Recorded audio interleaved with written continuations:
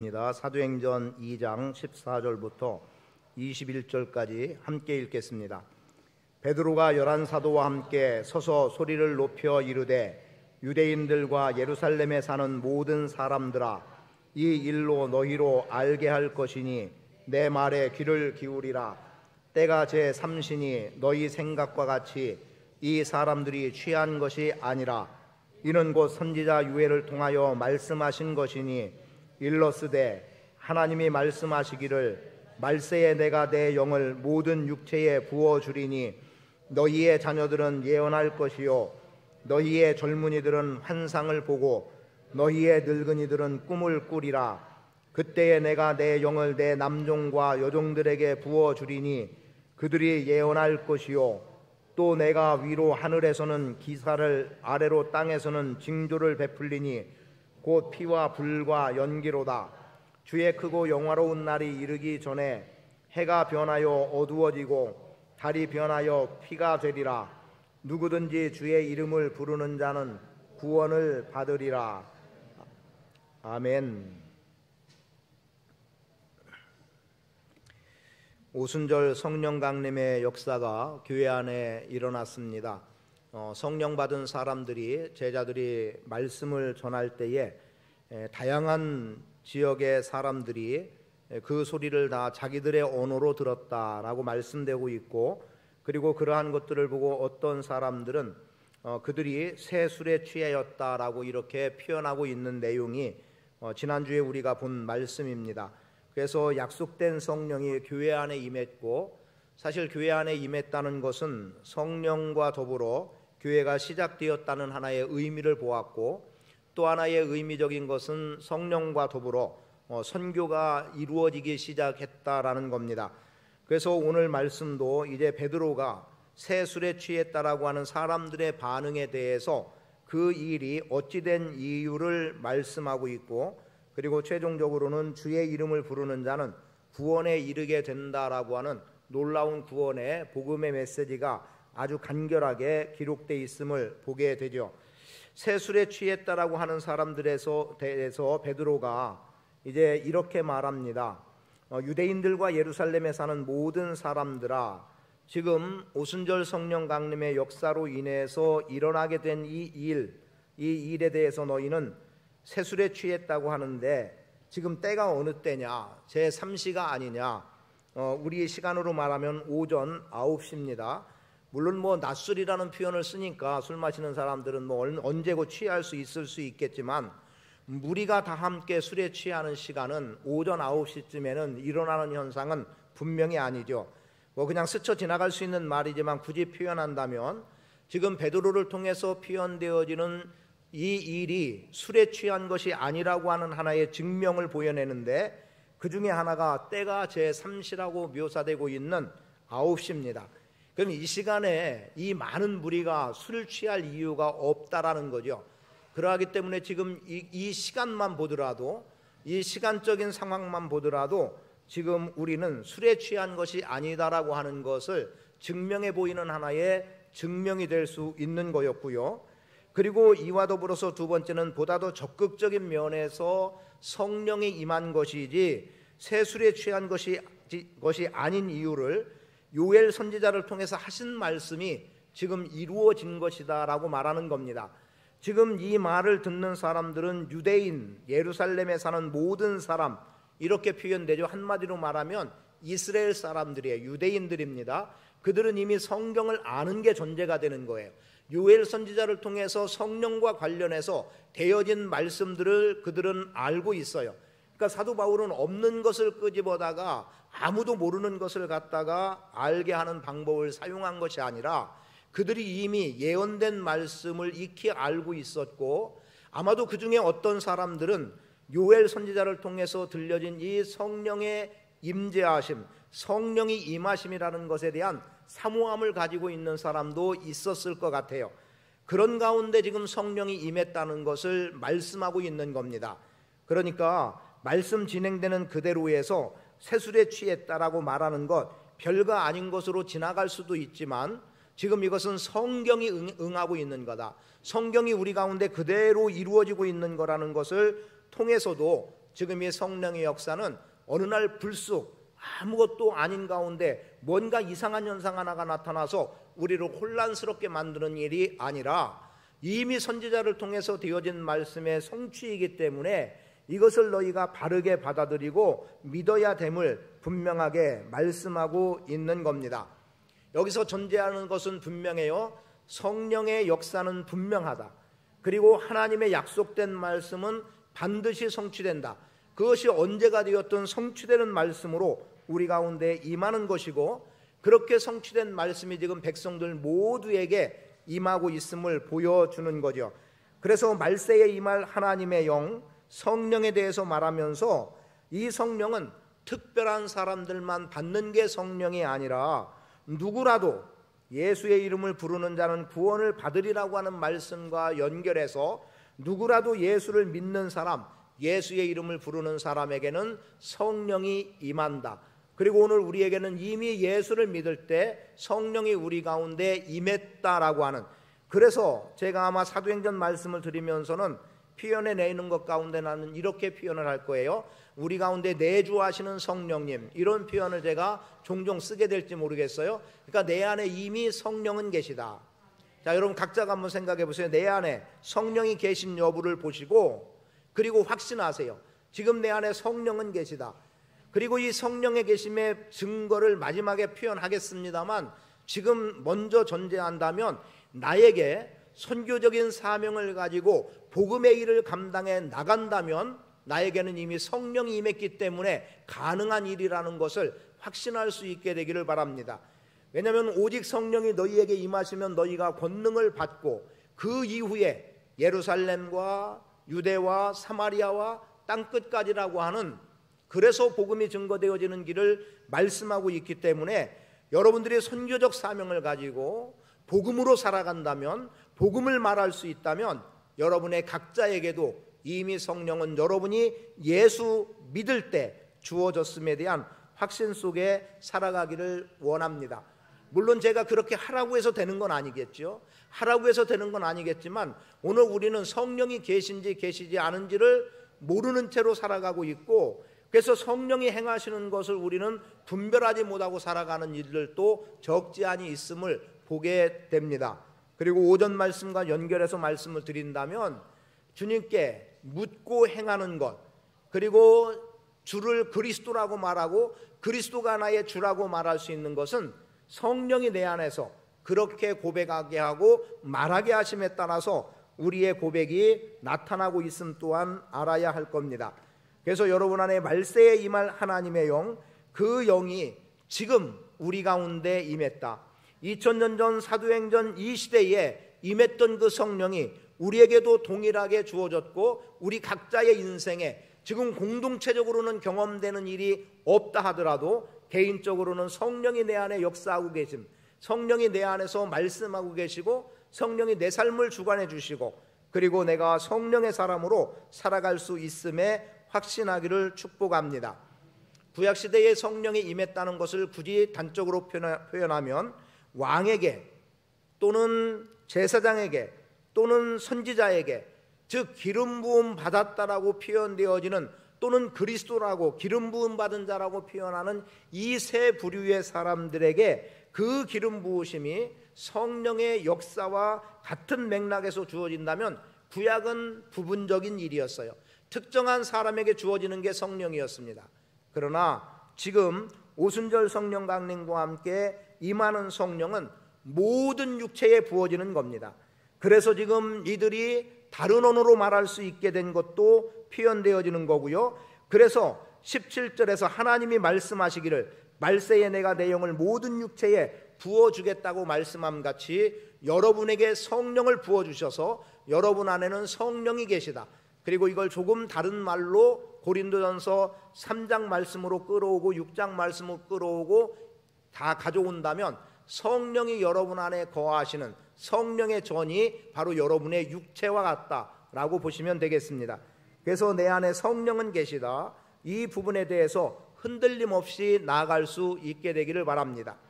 그리고 이러한 말씀이 누가복음 11장에서는 이런 표현으로 나옵니다. 우리가 하나님 앞에 무엇을 구하죠? 또 때로는 문을 두드리고 또는 구한다, 찾는다, 이런 의미로 우리는 하나님 앞에 기도하는 거예요. 그럼 이 기도에 대한 응답의 말씀으로 예수님이 하신 말씀이 있어요. 그게 뭐냐면, 자식이 아버지에게 떡을 달라 하면 돌을 주며 생선을 달라 하면 뱀을 줄 부모, 아버지가 어디 있겠느냐. 자식이 원하는 것에 가장 좋은 것으로 주는 것이 부모 아니냐. 그러면서 말씀하기를, 하나님께서 구하는 자에게 성령을 주시지 않겠느냐라는 말씀으로 누가복음 11장 13절에서는 표현하고 있고, 그래서 모든 사람에게 성령은 임한다는 것을 분명하게 보여주셨습니다. 그래서 여러분에게는 성령이 임했다, 이제 나는 성령이 임한 가운데 성령의 사람으로 살아가게 된다라고 하는 확신을 다시 한번 갖게 되기를 축복합니다. 그런 가운데 요엘 선지자를 통해서 주어진 말씀을 들여다봅니다. 뭐라고 말합니까? 너희의 자녀들은 예언을 할 거라는 거예요. 이 예언은 지난주에도 말씀을 조금 드리긴 했습니다만, 미래를 예견하는 예언의 개념의 예언이 아닙니다. 이것은 말씀과 관계된 부분이에요. 그래서 지금 젊은이들도 하나님의 말씀을 풀어 가르칠 수 있도록 성령은 역사하신다는 겁니다. 의외인 것들 가운데 하나는 이런 거예요. 의외라는 표현이 사실은 맞지 않는 건데, 지금 청년들이 모임을 가지면서 하나님의 말씀을 가지고 자신들의 삶에 어떻게 적용할지를 그들이 삶을 나눕니다. 이야기를 나누고 삶을 나누고. 근데 언젠가 중학생 하나가 거기에 그냥 참여를 옆에 그냥 앉아 있듯이 있었던 모양이에요. 그러니까 청년들 모임에 교사가 있으니까 거기에 함께 하고 있다가 자기도 말씀을 가지고 무언가 표현을 한 거예요. 그런데 그것에 대해서 교사들이 놀라워한 거예요. 저 아이가 말씀을 이렇게 보고 있는가. 물론 무슨 내용이라고 제가 전해 듣진 못했지만 그 자리에서 있었던 얘기입니다. 여러분, 아이들도 하나님의 말씀을 해석할 수 있고, 하나님의 말씀을 풀어서 전할 수 있고, 하나님의 말씀을 선포할 수 있음을 우리는 인정해야 합니다. 그리고 그들 각자의 성령이 무엇라고 말씀하시는 게 분명히 있는 거예요. 오히려 못하는 우리가 문제가 되는 거죠. 어려도 하나님의 말씀은 누구라도 증거할 수 있는 은혜 속에 살아갈 수 있고, 하나님의 말씀에 대한 분명한 이해들이 있을 수 있다는 거죠. 그래서 오늘 누구에게나 주어지는 하나님의 은혜의 말씀을 누구에게나 전할 수 있다면, 그것은 오히려 자녀들에게 예언이라는 말씀을 통해서 성령의 임하심은 그들이 말씀을 전하는 것, 말씀을 증거하는 것, 이런 것을 통해서 그들이 성령 받았음을 확인할 수 있도록 역사해 주시고 있습니다. 그래서 하나님의 말씀을 풀어서 어떻게 전할 수 있는 것 예언이고, 성령이 함께 하시는 사람이면 어린아이도 하나님의 말씀을 풀어서 가르칠 수 있다라는 겁니다. 그렇게 볼 때 여러분은 누구나 다 하나님의 말씀을 가르칠 수 있는 자들로 서기를 축복합니다. 제가 여러 번 표현했습니다. 장로님들, 권사님들은 하나님의 말씀을 선포해야 된다는 거예요. 그냥 다른 말로 설교하셔야 된다는 얘기를 했습니다. 그렇게 말씀을 드렸고 설교를 맡기기도 했고요. 그런데 잘 보세요. 어떤 분의 설교의 반응, 또 어떤 분의 설교의 반응들은 성도들이 달라요. 자기가 직접 말씀을 전하지 못하도 듣는 귀가 있는 거예요. 그래서 저한테 들어오는 거예요. 어떤 분은 설교를 매주 시켜도 좋겠다는 거예요. 그렇게 그대로 표현해 줬고요. 어떤 분은 안 되겠다는 거예요. 그들 선에서 벌써 평가를 하더라고요. 평가받으라고 말씀을 전하라고 한 건 아니에요. 그러나 전하는 자라면 하나님의 말씀을 붙들고 기도하고, 소위 우리의 표현으로 씨름하고, 그리고 이것이 하나님의 말씀인가를 분별하고, 그런 가운데 말씀을 전할 수 있어야 하는 겁니다. 지난번에 몽골에 갔을 때도 장로님들을 통해서 말씀을 전할 수 있는 기회를 갖게 했고, 또 거기에 은혜를 받고, 그런 거예요. 그러니까 말씀을 전할 수 있는 능력이라고 굳이 표현한다면 그것은 성령이 임한 사람들, 성령님과 함께하는 사람들은 하나님의 말씀을 전할 수 있습니다. 그 다음에 청년들 보세요. 환상이라고 표현을 합니다. 환상. 요즘 아이들 보면 그런 생각을 하게 돼요. 이 환상을 제가 그렇게 연결하는 건 아니지만 요즘 아이들 보니까요, 이런 거예요. 저는 아까워서라도 하지 못할 일들은 아이들은 하더라고요. 그리고 굳이 저렇게 돈을 써야 되나? 그런데 쓰더라고요. 열심히 나름대로 수고하고 애쓰고, 그리고 자기들이 번 돈을 가지고 일정 어느 부분은 자기들의 삶을 즐기는데 기꺼이 쓰더라고요. 그런 모습 보면서 야, 다르긴 다르구나. 그리고 어떨 때는 좀 부럽다라는 생각을 하기도 했고, 그리고 또 어떤 때는 내 평생에 저런 경험을 해볼 수 있을까? 이런 생각을 해보기도 합니다. 만약에 환상이라고 하는 개념을 조금 그런 쪽으로 연결해 본다면, 이들이 꿈꾸고 이들이 바라는 미처 우리가 생각하지 못했던 것들을 이 젊은 세대들은 이루어 나가고 있다는 거죠. 하나님이 주시는 꿈 속에서 가능한 거예요. 저는 거듭 말씀드리지만 몽골 선교할 때 전제했던 몇 가지가 있었어요. 그 가운데 이 청년들이 먼저, 함께하는 사람들이 먼저 은혜를 체험해야 된다는 거였습니다. 하나님께서 어떻게 일하시는 것을 경험해야 된다는 거였어요. 그런데 어떤 부류는, 어떤 사람은 자기 개인이 뭔가 더 바랬던 것까지 경험은 못했지만 공동체적으로 이만큼까지의, 단체적으로 이렇게까지 해주시는 어떤 경험들에 대해서는 누구라도 제외 없이 다 경험해 나갔던 것 같아요. 그래서 굉장히 감사한 일이었고, 그런 경험이 있으니까 어떡합니까? 더 하겠다는 거죠. 더 크게 하겠다는 거고, 그리고 기꺼이 내가 못하면 할 수 있도록 그 일에 대해서 헌신하겠다는 거예요. 저는 이것이 잠깐 일어났다가 꺼지는 불이 되지 않기를 바라는 마음이죠. 여러분 안에 환상을 보는 은혜가 있게 되기를 축복합니다. 이 환상을 굳이 말하면 그 전에 표현한 대로 뭐라고 말했습니까? 그리스도인에게 있어 세 가지의 환상을 말씀드렸죠. 그 세 가지 환상 중에 하나가 창세기 12장을 통해서 말씀되어진 아브라함에게 허락되었던 복의 근원됨의 환상, 시편 2편 8절을 통해서 말씀된 대로 열방을 구하라, 그리하면 내가 유업으로 주겠다라고 했던 세계 모든 민족이라고 하는 열방에 대한 환상, 그리고 마지막 계시록 7장 9절 10절을 통해서 하나님 나라에서 경험하게 되는 천상의 예배를 통해서 보게 되는 그 하늘의 환상, 이런 환상들이 우리 안에 있어야 됩니다. 그리고 실제로 젊은이들이 이런 것들을 경험한다면, 이 환상을 젊은이들이 갖는다면 아마 그들은 지체 없이 주의 일에 헌신하고 달려들 수 있으리라고 봅니다. 제가 간혹 청년들한테 뭐라고 얘기하냐면요, 되게 한 번쯤은 들었을 이야기예요. 청년들은 뭐냐면 청년의 때처럼 헌신하기 좋은 때가 없다는 거죠. 예를 들면 그냥 표현할게요. 진우 형제를 표현할게요. 집사님 계시니까. 진우 형제가 지금 청년이에요. 그럼 자기가 버는 돈이 있어요. 이걸 가지고 지금은 어쩌면 자기 나름의 인생의 계획이, 설계가 있어서 뭐 저축도 하고 이런저런 하겠지만, 지금은 제한 없이 나름대로 믿음의 분량이 좀 그래도 크다 하면 그만큼의 일을 할 거예요. 그런데 결혼을 해보세요. 부부간에 일치되지 않으면 청년 때 했던 헌신만큼 감당해 나가기가 쉽지 않습니다. 그러면 결혼했을 때는, 결혼했으니까, 가정을 이루었으니까 부부가 하나 되는 합심 속에서 또 나름의 결정을 하고 결단을 하고 하면 되겠지만, 청년 때는 제한받을 게 없는 거예요. 어떤 면에서. 그리고 기꺼이. 그래서 제가 청년들에게 요구처럼 표현한 게 뭐냐면, 청년들이 또 하나의 11조를 청년부에다 할 수 있으면 좋겠다.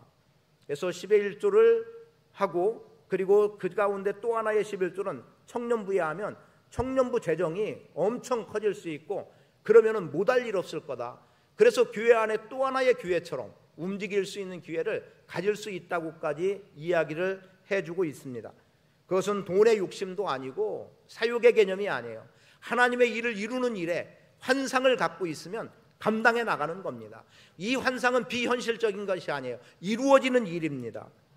그러하기 때문에 젊은이들이 꿈만 제대로 꾼다면 자기들에게 보여지는 열방을 구원하는 환상, 복의 근원의 환상, 하나님 나라의 천상의 예배를 통해서 보게 되는 이 환상들이 분명하면 기꺼이 자신의 것을 하나님께 드리고, 자신의 몸을 드리고, 시간을 드리고, 물질을 들여서 주의 일을 감당해 나갈 수 있다고 믿습니다. 그리고 아비들로 표현되어지는, 또는 늙은이라고도 표현되고 있습니다만, 아비들 뭐라고 말합니까? 아비들은 꿈을 꾸리라고 말씀하고 있어요.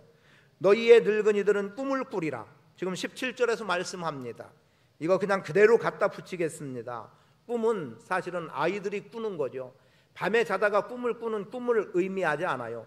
그 꿈도 꿈이라고 말하지만 우리가 말하는 꿈은 그게 아니에요. 어린 아이들은 미래를 생각하는 거예요. 미래 어떻게 됐으면 좋겠다고 우리가 바라는 것, 그걸 그들에게 꿈이라고 말하고 그걸 비전이라고 말하는 거예요. 그러면 나이가 많은 사람들은 그 비전도 이미 이루어 왔기 때문에 또 다른 비전을 이루어 나가기도 하지만 그 비전을 이루는 일로 평생을 살아왔어요. 여러분이 그렇게 하지 않았습니까? 젊어서부터 여기까지 오는 걸음에 하나님이 주신 그 꿈을 이루면서 온 것 아니겠어요? 그 꿈이 사라지지 않았으면 좋겠어요. 여전히 그 꿈이 여러분들에게 살아있으면 좋겠습니다. 아이고 나 나이 먹어서 할 것 없어가 아니라 나이 많아도 하면 되는 거예요. 제가 어떤 분에 대해서는 매번 그 가정을 방문할 때마다 똑같은 본문을 전한 적이 있습니다. 왜냐하면 잘 못 알아듣기 때문에 한 가지만이라도 계속 심어줄 욕심으로 그렇게 해서 전했던 게 있어요. 뭐냐면 노년의 때이기 때문에 아무것도 못 한다는 거죠. 거동도 어렵습니다. 뭐라고 말했냐면 시므온과 안나의 신앙, 시므온, 안나 은퇴한 사람들이에요. 그래서 더 이상 어떤 면에서는 쓸모없다고 여겨질 그런 사람들입니다. 그들은 성전을 떠나지 않았고 그리고 금식하며 기도했고 성령이 그들 위에 있으니까 같이 보는 겁니다. 뭐라고 말씀돼요? 그러니까 성령의 지시를 받고 성령의 말씀하심에 따라 성령의 인도함에 따라 구세주 예수 그리스도를 품에 안을 수 있는 은혜를 경험하게 되는 겁니다. 그러니까 여러분 꿈을 놓지 마십시오. 하나님이 부르는 그때까지 우리의 믿음 안에서 갖게 되는 꿈은 여전히 있어야 됩니다. 어쩌면 그게 청년의 때에 가졌던 그 환상을 이루는 꿈을 여전히 꾸고 있어야 되고 그거 이루는 자리에 여러분들이 서 있어야 됩니다. 나 이만하면 됐다 하고 놓는 일이 없게 되기를 바랍니다. 그 일을 이루어 나갈 수 있기를 축복합니다. 그리고 그러한 일들을 통해서 하나님의 일을 이루어 나갈 때 그것은 여러분 안에서 성령 받은 증거가 된다는 거죠. 복음 증거의 사명을 여러분들이 감당해 나간다면 자신하세요. 나는 성령의 사람이다. 내 안에 성령이 역사되고 있다. 내가 이 일을 이룰 수 있으면, 해나갈 수 있으면 성령이 아니고는 될 수 없는 일이기 때문에 내가 복음 증거의 일, 선교적 사명의 일을 감당하면 나는 성령 받은 사람이다. 확신해도 좋습니다. 그렇게 살아갈 수 있기를 축복합니다. 마지막, 누구든지 주의 이름을 부르는 자는 구원을 받으리라고 말합니다. 앞에서 성령으로 표현해서 누구든지 주의 이름을 부르는 자, 성령을 경험하는 것을 말씀을 드렸습니다. 이 성령과 함께 구원이라고 하는 놀라운 은혜를 경험해 나가는 겁니다. 누구든지 주의 이름을 부르는 자, 누구든지 예수 그리스도를 믿는 자, 그들에게는 구원의 은혜가 주어지게 돼 있습니다. 예수 이름 부르고 예수 이름 믿고 예수 이름으로 구원받는 은혜, 여러분 안에 이미 주어졌다고 믿고요. 그리고 앞으로도 계속해서 예수 이름을 부르고 예수 이름을 믿고 하는 자들에게는 예수 이름을 통한 구원이 경험됨을 믿습니다. 이 역사는 지금도 계속되는 놀라운 성령의 역사임을 기억하고 주의 이름을 부름을 통한 구원의 은혜, 날마다 경험하는 복 있는 인생 되시기 바라고, 날마다는 일상입니다. 그 일상 속에 오늘도 나와 함께 하셔서 구원의 일을 이루시는 주님을 찬양하며 영광 돌리는 삶을 살아갈 수 있게 되기를 축복합니다.